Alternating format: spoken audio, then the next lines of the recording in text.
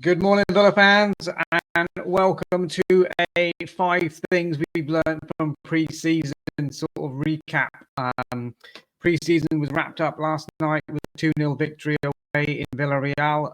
Really good result against a good sort of European opposition. Obviously, the night before against Marseille wasn't as successful and quite a sort of a dirty game, which I did a match reaction on. But yeah, just really wanted to touch upon the Villarreal game and also just talk about pre-season as a whole and what we've kind of learned from it. You know, what players have sort of stood out. And there are a few players that have definitely sort of put their names back in the reckoning and emerged from sort of the academy really as well, that really come out and shone. So I want to talk a little bit about Villarreal to begin with, last night's game. Yeah, it was obviously the players who finished the game against Marseille pretty much started here. We saw Ollie Watkins recalled to the starting lineup. Buendia played. Pau Torres came in from the start as expected. Martinez came back in. So yeah, a whole lot of changes as expected to utilise the two squads. And yeah, it was a really good test. I mean, I thought Villarreal played some really good football, and how they didn't get anything from this game is beyond me really. The amount of chances that they had. I mean, they were largely the dominant team. You have to say, Emi Martinez called into action early on to tip over a long range kind of effort, and then Moreno just wasn't his game, was it? He missed a hatful of chances. An open goal, a great swift counter-attacking move from Villarreal, which resulted in a sort of a cut back from the left. And then the goal is at his mercy, and Moreno sort of drags his shot wide, not even on target, wide. So a really bad moment for him there. And then Emi Martinez makes a smart save close in against their number 33. I can't remember who he was, but this was all after like 20 minutes. So Villarreal have 3 really good opportunities. And then Villa do take the lead, and it's a nice little move. It's a ball into Emi Buendia on the edge of the box. Buendia has been working, looks like he's been working on his shooting. Absolutely. I mean, you saw the knuckleball free kick against Roma. That doesn't come by fluke. That comes from practice. And the shooting technique here as well, again, sort of hitting, not across the ball, but hitting like the center of the ball to create a bit of movement and get the power behind it. Minimum backlift as well as what I've noticed with Buendia with his shooting recently. Minimum backlift. Keeper makes a save, parries it out, just goes beyond the Villarreal defender who's stretching to get a foot to it. Watkins then kind of controls it, readjusts, and smartly finishes it low and hard into the bottom corner for 1-0. You could definitely against the run of play, you would say. But yeah, it was a nice finish from Watkins, and his 5th goal of pre-season, which is unbelievably good. And it just goes to show that, hopefully he's going to start the season now fit and firing, confident, rather than sort of playing catch up a little bit, rather than having someone like Jean Duran, fighting for his place as well. I think we're going to see a lot of Ollie Watkins this season. And I'm also, in other podcasts, Villa have said that he'll get to 20 goals this season in the Premier League. I think he will as well. I think I'll agree with Frankie on that. And say, 20 goals this season for Ollie Watkins incoming. As long as he can stay fit, he doesn't have the pressure of John Duran breathing down his neck, doesn't have the pressure of Marcus Rashford there as well. So I may be sort of taking his place. Evan Gasson is obviously brought in to play across the front line, so not a direct competitor with Ollie Watkins. So that will be interesting to see what happens there. But again, Villarreal coming close to equalising. Again, the man Moreno. I mean, I don't know how he missed this chance. Again, another ball in. Great save from Emi Martinez first. And then Moreno's kind of on the floor, tries to head it into the open goal and gets it wrong and sort of heads it wide while sort of being sat on the floor. So that could have been a chance. He had a chance just before that as well, where the ball over the top, and he's easily brushed aside Pau Torres to get the other side of him and puts his shot just narrowly wide. Everyone was claiming sort of offside on that one, but from the replays, it didn't look like he was offside. And yeah, Pau Torres really easily kind of shoved off the ball there, which was a bit disappointing. So yeah, Villa going to the break sort of 1-0 up. And then, there are a few changes in the second half as well. Tristan Rowe did well, actually, as well. He started the game, I believe, as well. So he did well. Aloba was starting the game in that sort of left midfield position. Did all right, did okay, showed some good feet, some good touches. There was times where he had the ball and I thought he was going to lose possession, but he managed to keep it. So, you've got to give him some credit there as well. And then early in the second half, Buendia gets the second goal.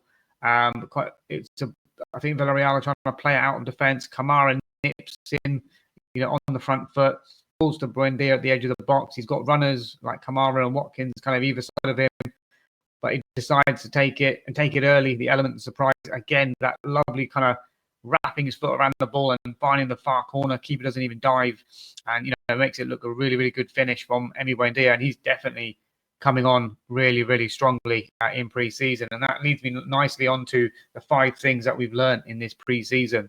So Buendia, number 1, it looks like he's staking a claim for a future at Aston Villa. He obviously wants to stay and be a part of the team.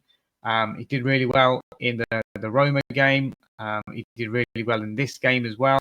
He had that shot that Watkins put the rebound in for and then scored a goal himself.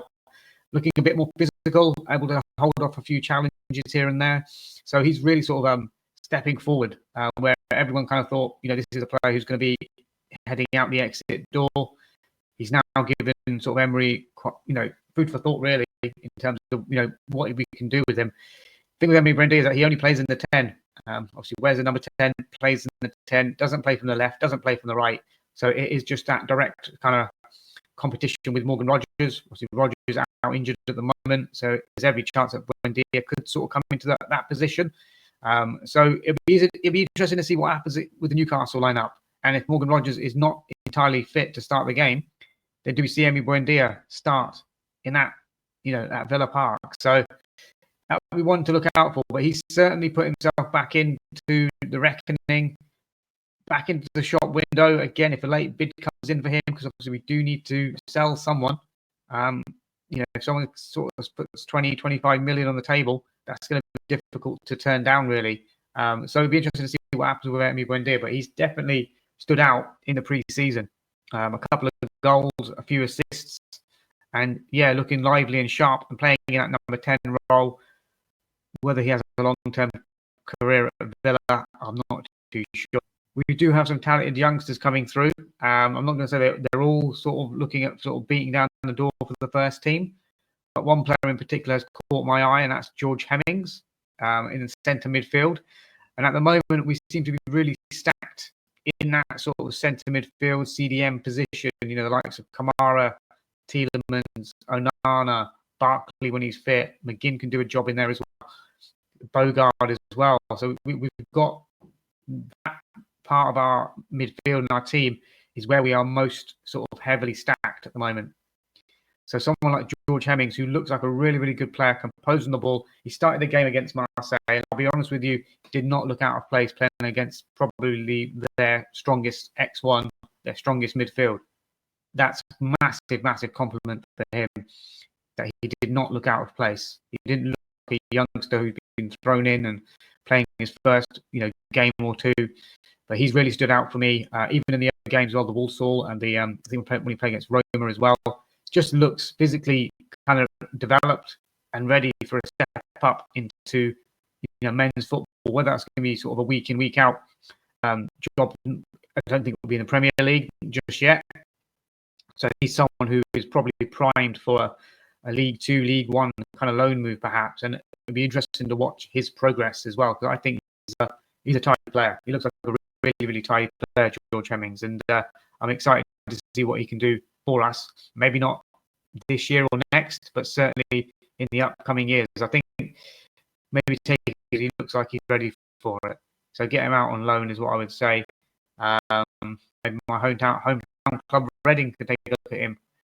It'd be a welcome addition to our centre midfield, definitely. So yeah, there you go.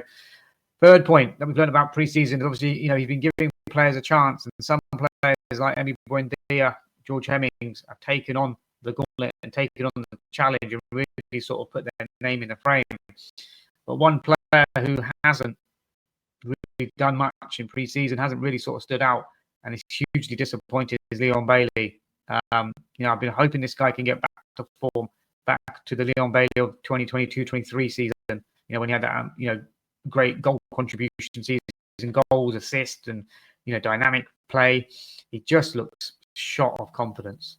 I don't know if it's something personal going on in his life or what's happened here, but he's really, really fallen off. Every time he gets the ball, it doesn't look like he wants to take on his man. It doesn't look like he has the pace to beat the man or the skills.